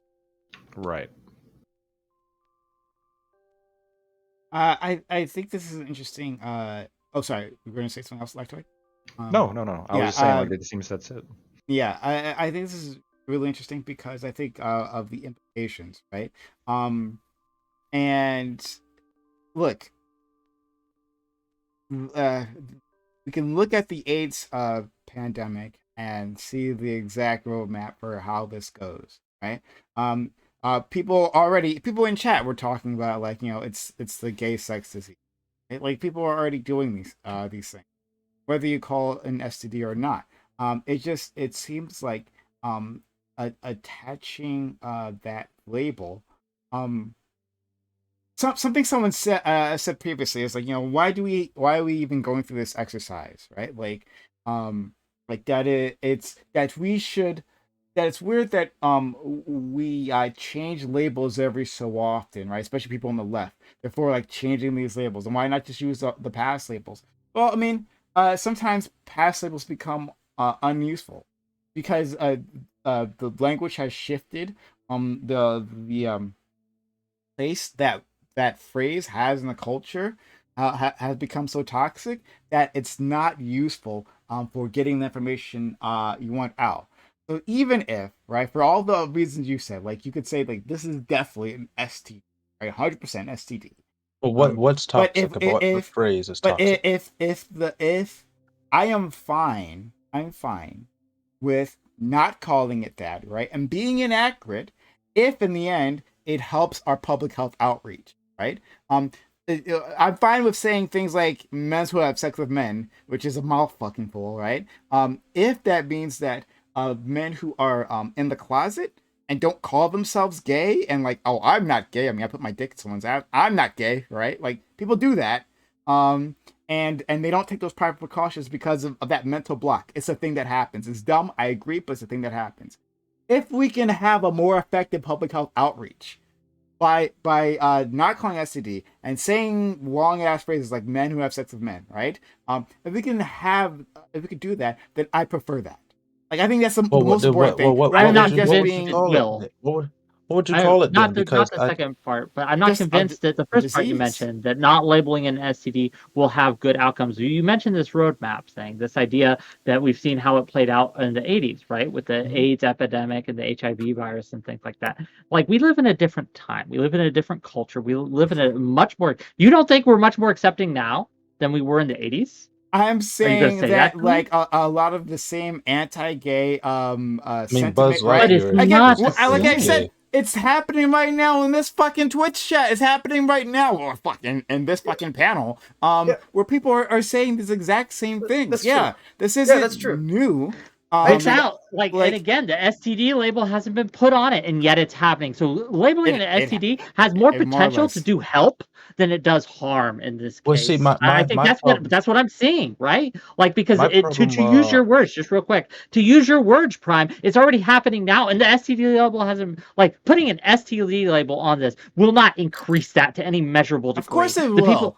You think so? If the government calls an STD, and STD is mostly, and this particular STD is mostly associated with gay brothers, right? Then absolutely it will increase stigmatization. Absolutely, it matters what the government says. The state has power like that. You're engaging in a crystal ball scenario where both Wick and PrimeCayes, right, are differing in whether or not they think the label will change the public's perception and what direction it will change it in. I don't understand this argument of attempting, like, it's so complex. Like, we have the internet and we have memes and we have different groups of people that have different levels of trust in the state, right? There's too many factors here to determine that. The question is, it's not is the label in this case though? It really is, like, to determine whether or not the label, like what impact the label will have on the mass fucking psychology of the way that gay people are treated in the culture based off of monkeypox, right? The question is the label accurate, right? And we have some people here that are arguing that because previous monkeypox was 90% spread through the gay community in Africa, we have a different variant, but it's likely to be similar, right? And the fact that we have 96, and then there's another meta-analysis of like 16 countries with a sample size of like 500 that found like it was 99% with 0 females, right? And because the evidence shows that this percentage of the population, then it is accurate to call it an STD. And the argument that I'm putting forward is, we haven't seen it spread into the larger population. We know that. Why do you need to see it spread into larger population when you have accurate information? You already have accurate information with the isolated sample sizes. Fanatic brought up a very good point earlier with the 27,000 people that have contracted it already, and they have used that to break down data. The problem that's not how epidemiology works. That I have with this is you are assuming that for the protection of the feelings of this preferred community, that everybody else should be made to be on guard because you don't want to place a stigma upon them so that they feel a certain way, or that people might be inclined to feel a certain way about them. Base, that's bullshit. I've interviewed Buck Angel and Tulip R to talk about the dangers of gender ideology on fucking Twitch. All right. Like, I've interviewed Amy Eileen Ham from the Post Millennial. Like Now he's just sucking that's himself. just Wait, then you that's realize just that bullshit. those wait, The then you Scott- realize idea those that are I'm like Scott's a super filthy fucking leftist. concerned. No, he's a filthy Right? The idea leftist, that just I'm like us. wait, super concerned with labels and offending the LGBT community He's is super like woke. just He's all not about true. being wokeness. Yeah, What- Well, that's like, the what I'm only. That's worried the about only. is Literally, accuracy that of wasn't even an argument. He That's was the only just sucking argument that you have himself. given to me is That that is not the only argument I've given. I've given the argument over and over again. You've given me the premise of your argument that I have, from what I have gathered, is that you don't want to label it as that because you are concerned how gay people will be treated by the larger community. No, I've never made that argument, not once on this You panel. just made that argument. No, I've literally never made that argument once. The argument that I've made the entire time, and if you're referring to my opening statement while talking about the HIV/AIDS epidemic, was the fact that we improperly labeled things and we did not gauge in truth because of our biases, and we jumped to conclusions that it caused the government to enact ineffective policies that ended up killing large amounts of people. And what I'm saying is that we actually need data on the larger population so that before we start making these decrees about what something is and isn't, and then start mapping our policy based off of those decrees, because the unintended consequences of the state What do relying you on think is an inaccurate accurate sample size then? it's not about sample size, right? Like you can do a statistical ANOVA with like a p-value of 100. That's not the concern. Then The how are concern- you going to get this because new data I'm if you aren't engaging using in the accurate actual sample size? It's pace. It's not like you're talking like you're not I mean, scientifically literate enough. To understand what I'm saying. You're talking about the fact. you're talking about numbers. If you're going to break down, No, things I'm into not. specific, and You're talking about numbers because you think sample size is everything. You said that it needs to, and you said it needs to get into the larger population. The way that you determine that is by the sample size. No, that is not. What sample size are you going to use that's going to determine? No, Pace, I got a better argument. It's not that. What happens? No, what happens if it happens to be a virus that just doesn't? That's like not that can't go to the other sample size, right? What if it's something like, let me think of an example. What's the disease the black people have? Sickle cell. What happens if it's sickle cell anemia? Yeah, right. What happens if it's like sickle cell anemia and it's sickle like cell anemia? Yeah, nigga, we're gonna all like chime in with that nigga. So yeah, if that's a thing, he's probably delayed. If that's a thing, right? So then, like now, all of a sudden, we can't call it what it is because we have to wait 10 years until we can finally get to the conclusion that, hey, this is actually something that's affecting niggas. Like, I don't think we should be doing that. Like if we see it, it's still, you made the new point. Prime made I brought a up the point, and now disregarded I'm finishing it. What I'm basically saying is, if we already see this thing affecting this large amount of people, like what are we waiting for? What do we have to wait for 10 million cases of it only being this way for us to finally say, okay, yeah. Let me explain basic science to you people. First of all, you're not catching fucking sickle cell anemia.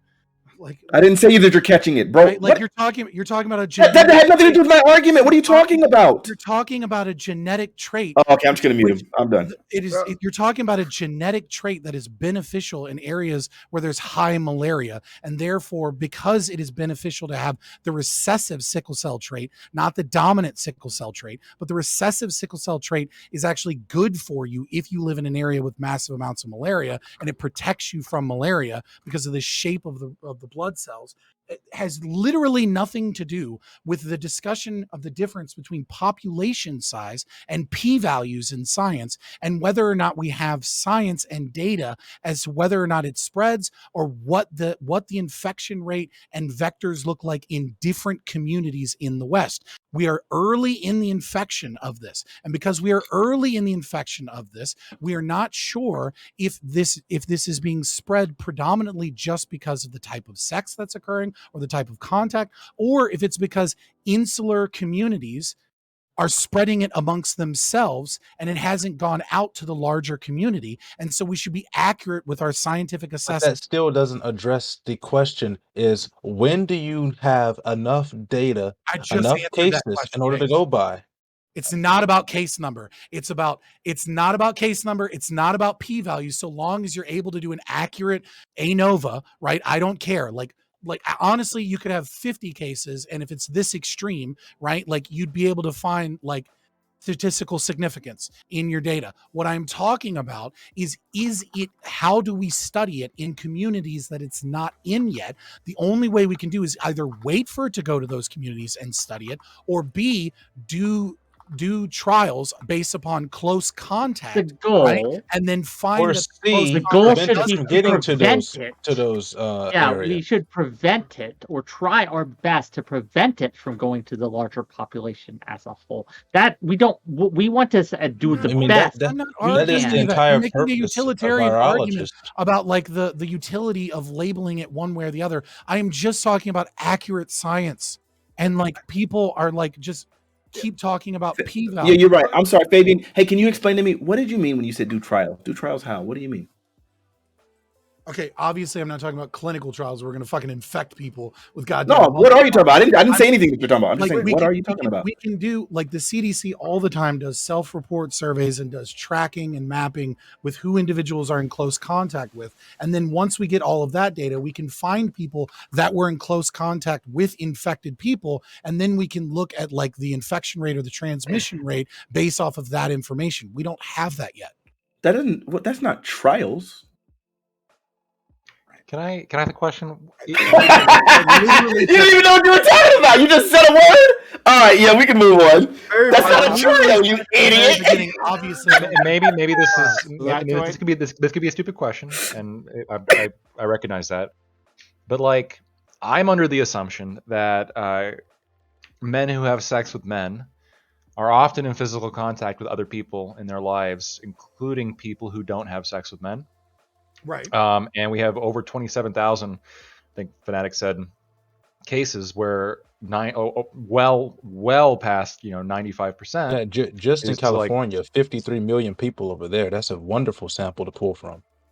Oh my god. 53 million people don't have the actual. I know that, but I mean, with the people in Los Angeles, San Francisco, where we get these numbers of some of the 27,000 people, they have a huge amount of people that they can come into contact with. So if this was A going to social be network, yes. readily able to spread as easily as some people Right. would believe it to be, we would see some cases of it in heterosexuals typically.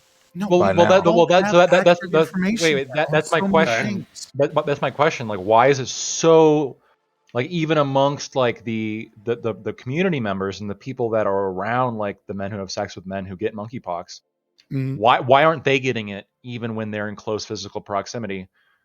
I mean, I guess I know the answer because you're not like rubbing up naked against people in your community generally, unless you're having sex with them. Yeah. Right. But like if the only reliable way of getting it is by rubbing up naked against people, Well, that this we know would that's seem not to be.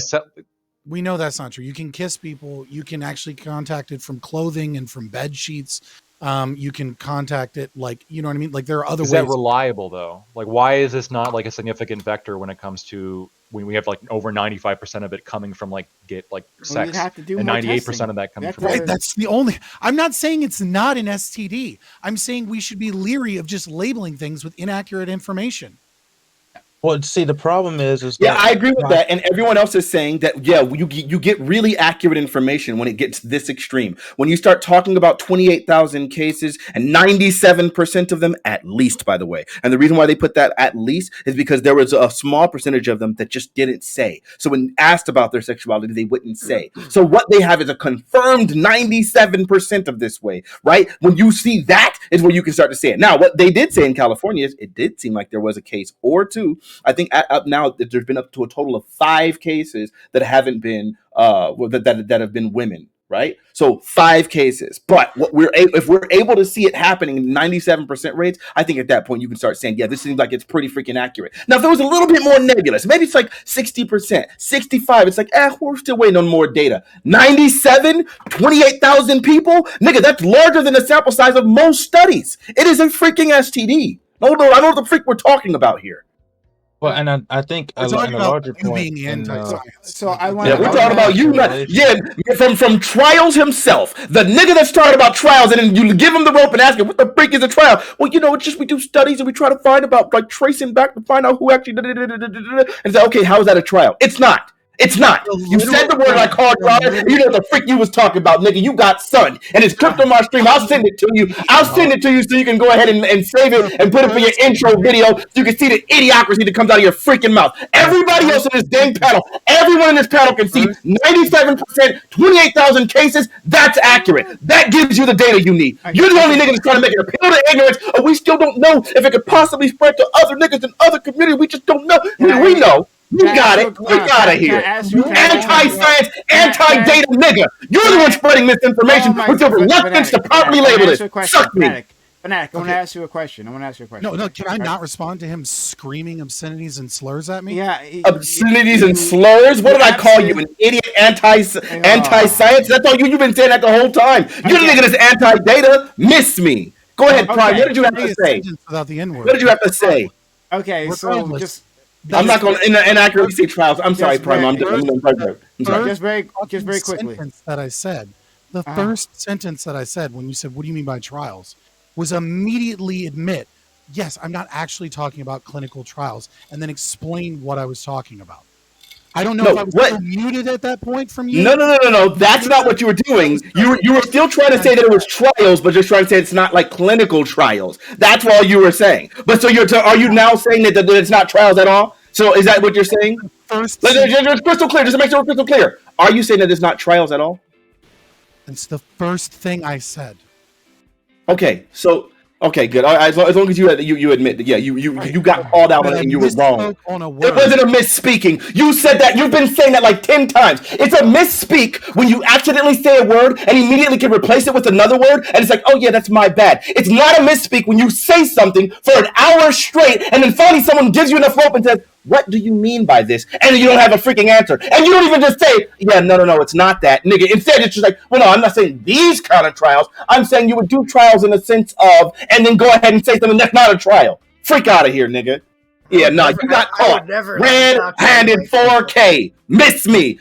Okay. Prime, did you have an interesting question that was actually relevant? You were going to use false words and get called out on nonsense and then label somebody else anti-science for no freaking reason when you don't even know what the freak you're talking about. Talking about scientific trials when you don't know what a scientific trial is to save your freaking life, and you the nigga that's over here touting off everybody else is anti-science. Nah, Prime, I believe in you. What does the PCNF have for us today? What's going on? I love how often PrimeCayes mutes me whenever I challenge his assertions, and he still hasn't accepted the CRT debate with me.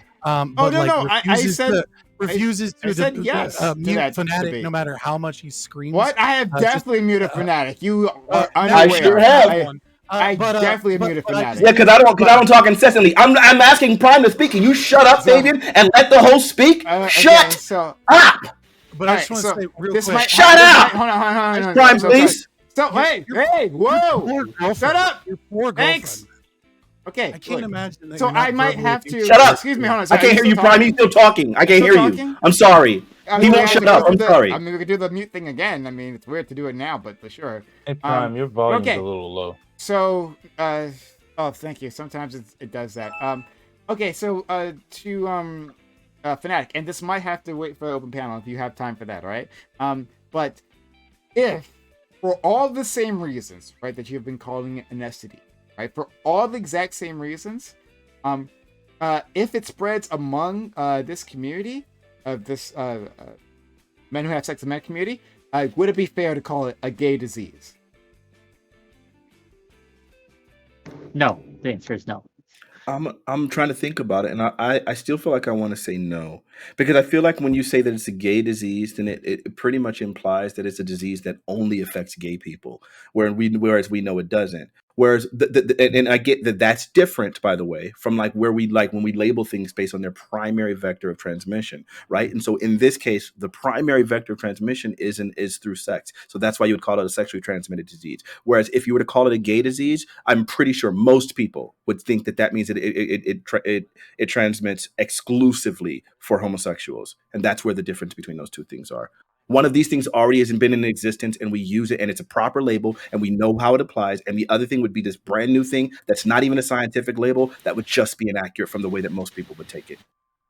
Okay, all right. I might want to expand on that later on, but I think that's a solid answer. All right, so let's continue on. All right, this has been weird. Guys, hello all. If you came in for the raids, the two Anna raids, I don't know how that happened. But for the two Anna raids, then hit that follow button. Right, we were having an interesting conversation here, and pretty fun one.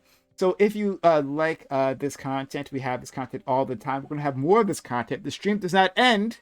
Right, the stream is not ending. We're gonna have an open walk-on panel right after this, right? So hit that follow button right now in case you haven't done so. Make sure notifications are on. So I'm going live, for social and chat for our social media. And hit us up on Twitter, Discord, where we'll have that open walk-on panel, TikTok, and YouTube. Like, comment, subscribe, consider becoming a YouTube member, supporting us that way. Okay, so we are going to have an open walk-on panel, but I'm going to give an outro to all these people, but don't click away because we do have more content waiting for you. All right, so all right, we'll start with our man, Wick. Wick, thank you for coming through. Right, thank you for. I feel like you owe me after having to sit through this, especially Basil's takes, so to speak. I had to raid out because I wasn't sure if I was going to get tossed because of what he said. I guess. Look, at the end of the day, right? It is important to realize that science doesn't have answers. Science is a method that can come to show, like, look, this is where the preponderance of data lies. This is what it shows. That could change as the data changes. The data we have now seems to suggest that it is a sexually transmitted disease. That could change, right? That could change. And again, there are other methods of transmission, right? But the primary method of transmission seems to be sexual in nature, right? Now, again, it's okay to say, hey, this data may change, but we cannot look when we refuse to deal with reality because we're afraid of offending groups. Like, a lot of people will just stop listening to us, stop trusting us, and that has negative repercussions down the road. Thank you for having me. Thank you for inviting me on, gang. If you like what I say, if you hate what I say, either way, come check me out at twitch.tv/deathofcertainty, where we realize no matter how right we think we are, there's a possibility we might be wrong, and we should entertain that and listen to it. Thank you again. Yeah. Thank you so much, Wick. Great guy, and I'm happy to have you back. Always good to see you. So let's go to another person always good to see, our friend Scott. Scott, thank you for coming through, being part of this. Yeah, so I began this second debate topic firmly believing that we should have accurate information reported by the CDC and that we should engage in truth. But there's a small part of me that is almost convinced now that we should just call it an STD, because these people on this panel are like, they're kind of promulgating so much news to other people. They're held to a higher standard than just your average Joe in their scientific and political knowledge. And nobody here has presented with like any idea of any level of scientific literacy. And so maybe fuck it. Maybe since like it's mostly in the gay community, we'll just call it an STD, even though there's no scientific evidence to support that vaginal fluid or semen actually spreads this virus and that it's close skin to skin contact. Like, even though it doesn't fit many of the same definitions that we might use, and even though we have incomplete data as of now, fuck it, we'll just call it that way because, like, maybe people will behave better. I don't fucking know. I tend to lean on the side of truth, but people are fucking stupid as shown by this fucking panel. I'm Scott from Fabian Liberty. You know where to find me. You know what I do. I'm here all the time. I'll probably be back. I love you guys. Thank you so much. Do appreciate you. All right, our friend Lactoid, who I like super excited was able to join us once again. Didn't disappoint. You never do. Thanks for being around, Lactoid. Thank you so much, Prime. Thank you so much for having me. Thank you for all of the panelists who just talked with me today. I don't think you're all idiots. I don't think you're all scientifically illiterate. I think you all made interesting points. Most of you made valid points. AIDS is a real virus, and I just want to make that very clear. Even though maybe HIV is not AIDS. Well, sure, yeah, HIV, but that HIV. Yeah, you're right. Fair enough. Maybe I'm not as scientifically inclined as I thought. But HIV does exist even if you can't see it through a microscope. That's just factually true. You can find me in Anti-Communism United on Discord and Twitch. I'm trying to get into streaming, so I'll be more consistent. I think ultimately, to sum up both arguments, the first argument is very easy. School choice and vouchers save the day. We can present a market system to make schools better and allow the best schools to thrive and give parents the opportunity to have their kids go to a good school, even if they can't afford to live in a good school district. I think that's very important in America. And the next topic is, with the STD thing, I think an STD is very difficult to define. There are STDs like pubic lice, for example, that don't necessarily spread through vaginal fluid or semen, but yet we consider it to be an STD anyway. I think it seems to me this debate was somewhat semantic, less to do with scientific knowledge and more to do with just semantics. But ultimately, I think what people need to be careful about is who they're getting in bed with when it comes to monkeypox. And if that's what people need to be concerned about, I think it's fair to call it a sexually transmitted disease and be careful and stay safe. Let's go, our friend Pace. Pace, thank you for stopping by. This was for the panel, and I'm glad that you interjected quite a bit. Right, it was fun to have you there. So Pace, please tell a little about yourself. Well, thank you for having me here. I've been on your Thursday shows so frequently. I didn't think you had any white friends until this panel here, where you finally get to see some of them. But I would say, um, to summarize my takes on this particular panel, as far as education is concerned, it is ideal that we have more competition in our education sectors and eliminate government's involvement and relegating where parents can send their kids in order to give them the best optimal educations. Because if you believe that parents will make a worse decision that government already has, then you are a fool and to think that parents would do that. Because if that was the case, why are the teachers unions fighting so hard to stop parents from having that choice? On the idea of the sexually transmissible diseases, I think Lactoid and I we're relatively close, and Fanatic to this degree as well. We're relatively close in our ideas concerning this particular issue, and I guess my closing would be that science is not an arbiter for your feelings. Science has to be strictly for the facts. Nobody's feelings should be should come into consideration.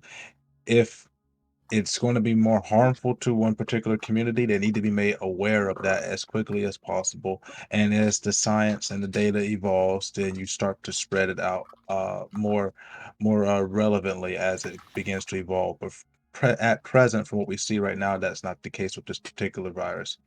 Uh, if you like my content, if you like what I have to say, you can follow me on Story of America with Payson Williams. That's on any podcast platform, Spotify, Apple Podcasts, Anchor, wherever you could find us. The Story of America, PW, The Story of America with Payson Williams. And I have plenty of white friends. All right, like I love me some white people. Just putting that out Well, there. I gotta say, I was thoroughly surprised by your white friend Wick here. He has rekindled my hope in you leftists, because he is by far the most He's not a rational leftist. leftist Please tell me I've ever more. met. He's not a Tell me more. leftist. Oh, well, that No, I am explains it. on the left. I am center left. I do not. You're I'm not, not yeah, but not a extreme. leftist. That's not a leftist. Well, Okay. he is No, the no, most leftist is he is low. the most rational leftist I've ever met. He's not a fucking He leftist. gives me hope. He gives me hope that He's leftists a can be saved. filthy liberal, right? And I barely tolerate him, right? Despite him being white. Oh I no! barely- Don't lie. We're friends, Prime. We hang uh, out. Perhaps Wick will rub No, off on no, you and no. you can be Lagtoid saved. and me are friends forever. Okay, best friends. And he is of like the purest stock, right? So thank you. Thank you all for being here. Nordic as fuck. Let's go to our friend Isle. Isle, who I always enjoy having around. Isle, who joins us on open panels a bunch of times, and there's a lot of good fun. Thank you for being here, Isle. Thank you. The natural lighting has been really good, and according to last week. I think last week was just cursed because because the lighting is just better this week than last week. Anyway, let's see. On the first topic, I think school choice is important. I think student vouchers would be good to let people go to schools they want, whether they be secular or religious. However, with the public schools that are already there and still serving students in the community that don't have the ability to leave their area, I think that we should keep them open always because the only way that we can get ahead is by educating the children. And I think that it actually might be better if there's only a small amount of kids in the public schools because then the teachers and the faculty will be able to devote more time and attention to the children that actually are there. And I think that would be better for them in the long run now. On the second topic, I think I've already said what I need to say. I think that, there's nothing stopping us from going to the LGBT QIAA plus PCNF community and letting them know that, hey, if you're a man who's gonna have sex with a man, you gotta be careful. Gotta put, in a lot of thought into what you're gonna do. Don't go into like anonymous 15 men orgies. Don't, just be slinging dick and ass everywhere.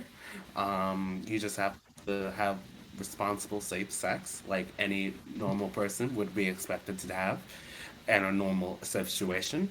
And then, just go from there. And then we can hold off until we get a little bit more information on this actual outbreak. Like, let's see some variants. Let's see how it affects other populations, not just the gay communities in like DC, New York, and California, because as we all know, those are hotbeds of degeneracy. And they're totally different from regular people. So once we get some normal people into the sample of what we're looking at, we can have some like true ideas of what's really going on here, and then we can say whether or not it's a STD, because I don't think we have a conclusive view on that yet. I don't think the science is in on that. Thank you for that. I know. Much appreciated. All right, next, our friend Tiberius. Tiberius, thanks for joining us today. Thanks for stopping by. Thanks for being part of all this. It's good to be here. You all can hear me, right? Just making sure. Okay, fantastic. So my outro for the topics was, when it comes to schools, number one, progressivism is bad. Somehow it makes you infertile, and that is very clear in demographic data. Number two is that I do believe that school choice actually causes a social vacuum. I totally get the conversation that was being had about school choice, and I wish we could have chewed in that more with Lactoid and Scott. Prime, you deprived us. How dare you?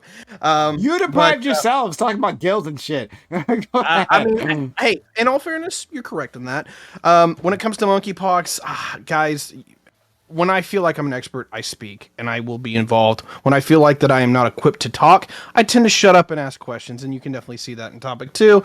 From what I have heard, it seems to me that at the very minimum, that monkeypox should be indicated as an STD. Not saying it has to be like labeled that, but it needs to be like suggested that that's where the data is leaning. And as far as my outro in general, I'm Tiberius D. If you liked what I had to say, definitely come chat with me. If you didn't like what I had to say, you know what? If you're good if you're good folk, come chat with me. I know there is many people here on this panel that agree with me and don't agree with me that will sing my praises, and they will tell you that I'm good people for some reason. I don't understand why, but Prime has me on, so I must be doing something right. Anyway, it's been a pleasure to be here. I hope you had a good time, and we'll catch you next time on PrimeCayes Reverie. Hey, Tiberius. What? Funny little thing. I can send you the study on like microplastics and what it does to fertility rates in men, right? But one of the ways you can most easily get microplastics is actually paper cups, like from Starbucks. And from the heat inside the cup and the breakdown of the microplastics, like if you want to be infertile as a man, one of the worst things you can do is drink Starbucks coffees. Latte sipping soy boy. It's not even the soy at that point; it's just the microplastics. And the conservatives strike back. All right, thank you so much. Get a thermos. All right. Oh, you should. Actually, it's much better. Yeah, get a thermos. Actually. Thank you so much, it's better everyone. for you. Let's go to our friend Basil. Basil, you're a new addition, right? Sent to us honored. by Friend. Doobie, so everything that followed was predictable. Basil, thank you for being here. Please tell a little about yourself. Oh, I'm very honored to be here. I'm very thankful. I'd like to say firstly, I did try very hard to restrain myself. I hope I didn't say anything wrong there.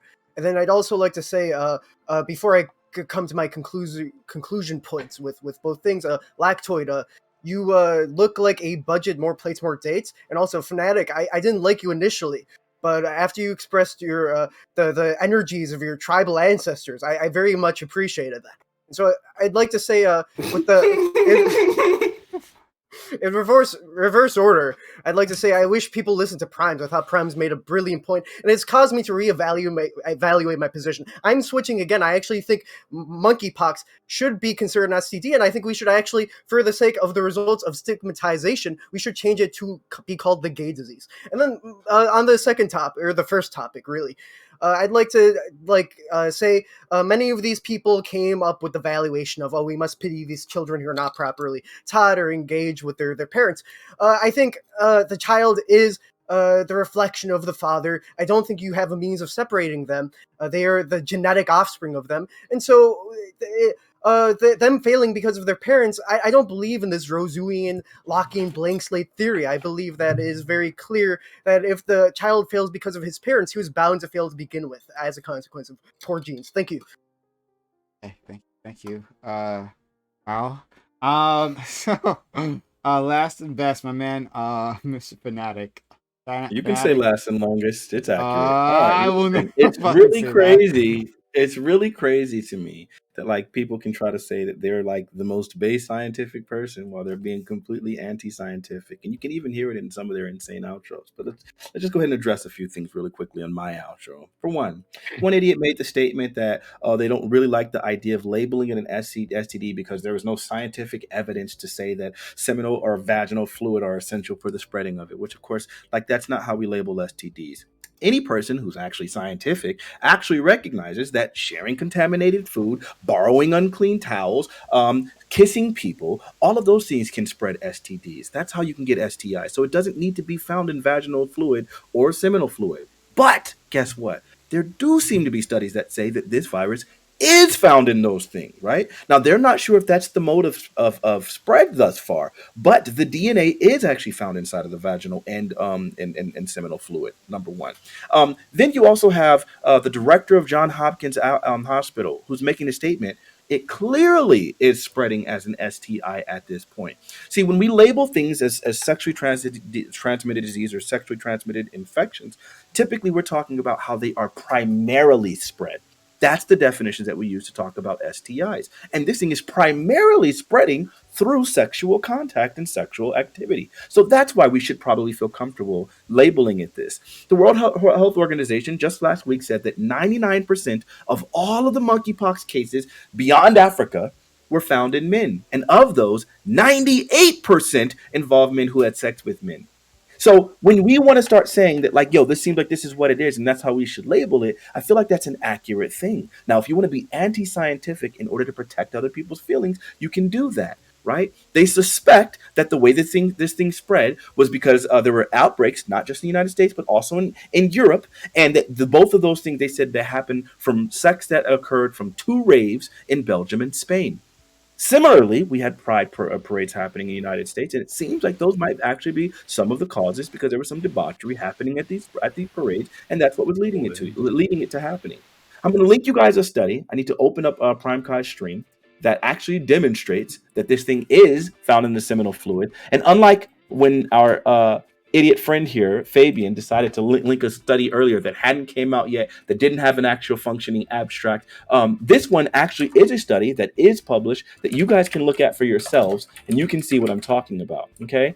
It is found in seminal fluid, so it does seem like all of the reasons we should be labeling it an STI, okay?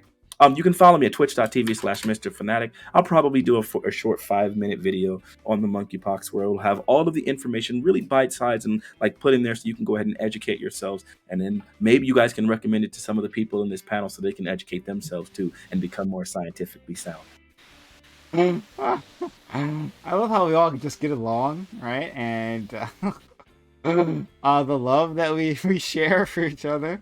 All right. Well, anyway, Oh, and the Civil War had nothing to do with slavery, by the way.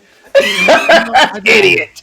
Oh God. You know, I love the dub when you make someone scream at the top of their lungs in rage, and then they use their entire outro to try and debunk you because the debate's essentially over.